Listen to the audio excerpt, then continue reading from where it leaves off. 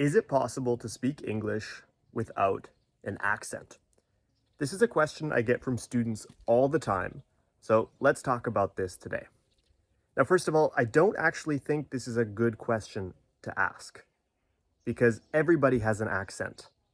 Whether you're a native speaker or you're a non-native speaker, you will have an accent when you speak English. I'm Canadian. I have a bit of a Canadian accent. Americans have American accents. Brits have British accents. There are Australian, Irish, Scottish, so many different accents out there. And that's completely normal. Everybody will have an accent when they speak a language, whether that's their native language or a second language. Now, the real question is it possible to speak English so well that you sound American, you sound British, you sound Canadian, you sound like English is your first language and not your second? And yes, I have seen instances where students have been able to hide the fact that English is their second language, but this is actually not necessary. There's nothing wrong with sounding like English is your second language. Maybe you're proud of where you come from. Maybe you're proud of the fact that you speak two languages, that you speak another language. And there's nothing wrong with having an accent in English. There's a difference between having an accent and having bad pronunciation. There's nothing wrong with having an accent, but you do want to make sure you are pronouncing things correctly so that people can understand you.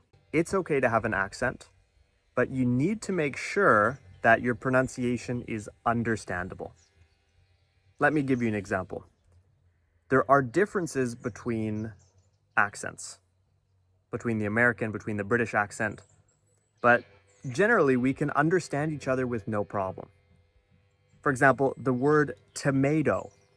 In American English, we say tomato, but in British English, they say tomato, tomato. Tomato, tomato, potato, potato. It's the same word. We understand it. Different pronunciation, different accents, but they're both correct. So your priority should be making sure that people can actually understand what you're saying. Now, if you want to go a step further, if you're already advanced, maybe you're at the C1 or the C2 level, and you really want to work on your accent, you want to make it sound like you're American or you're British, this is possible. And I have seen some students do this. I have seen students speak so well that it took me a minute to actually realize English was their second language. But as I said, it's not necessary. Do not make this your priority unless you are already advanced. You're already at the C1 or C2 level, because this is difficult. It takes years of practice. You need to probably move to an English-speaking country.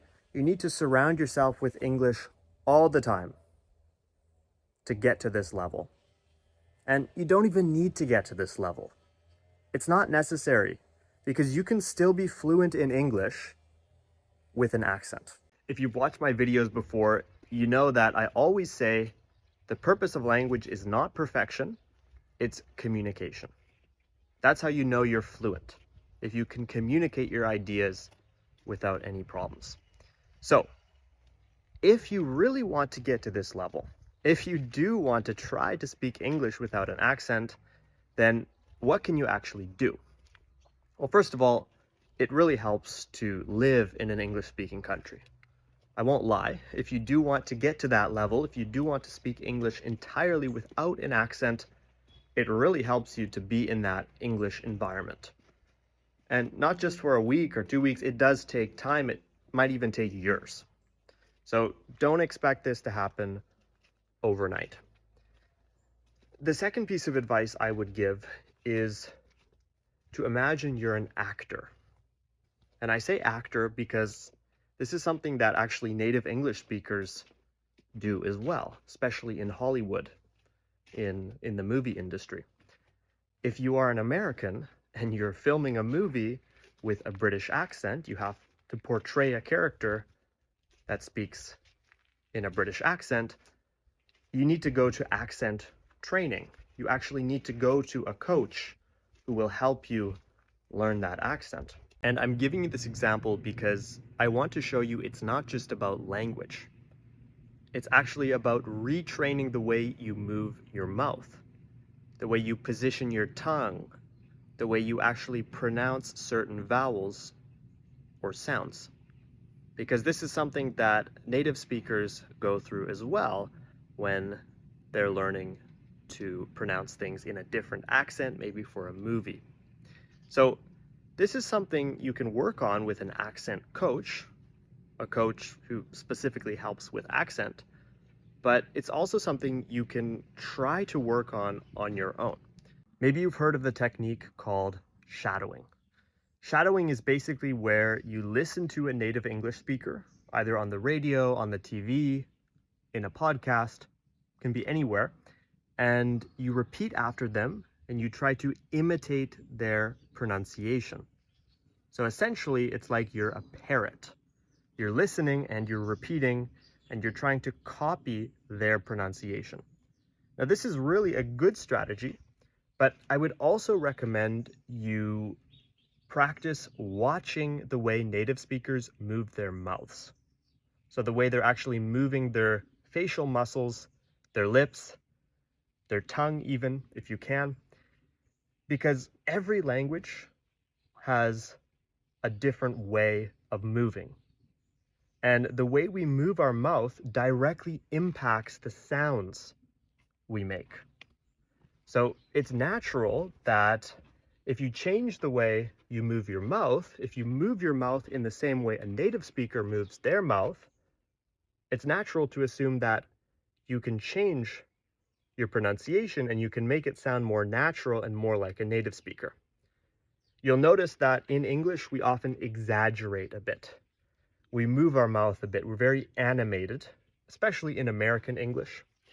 And this is something that I often encourage my students to practice, or at least to be aware of, because as I said, this has a direct impact on your accent and on how natural you sound. Next time you're in conversation with a native speaker, or maybe you're just watching a movie, pay attention to the way they're moving their mouth, the way they're positioning their lips, their tongue, and of course their facial muscles.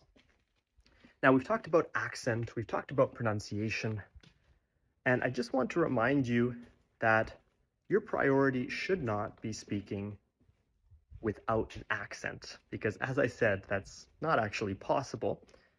And your priority should not be trying to sound like a native English speaker. Your priority should be correct pronunciation and communication. As long as you can pronounce words in a way that people understand, you're fine. Now, if you get to the advanced level and you really want to go the extra mile and sound a bit more like an American or a Brit or a Canadian, you can do this, but I would recommend either an accent coach or, as I mentioned earlier, those at-home exercises that you can try to shadow, but also to pay attention to the facial muscles and the position of your tongue, your lips, and your mouth. Now, I can't promise that you will be able to sound like a native English speaker even after many years of studying, because some people never do. But that's totally fine. You don't have to, as I said earlier. There's nothing wrong with having an accent, and it's actually part of who you are. So don't worry so much about that. Focus on correct pronunciation, focus on communication, and embrace the fact that you speak more than one language. If you found this video useful, make sure to let me know in the comments and leave a like. Don't forget to subscribe to English at the Ready here on YouTube, and to click the link in the description below to learn more about how I can help you improve your English. I hope you have a great day, and I'll see you in the next video.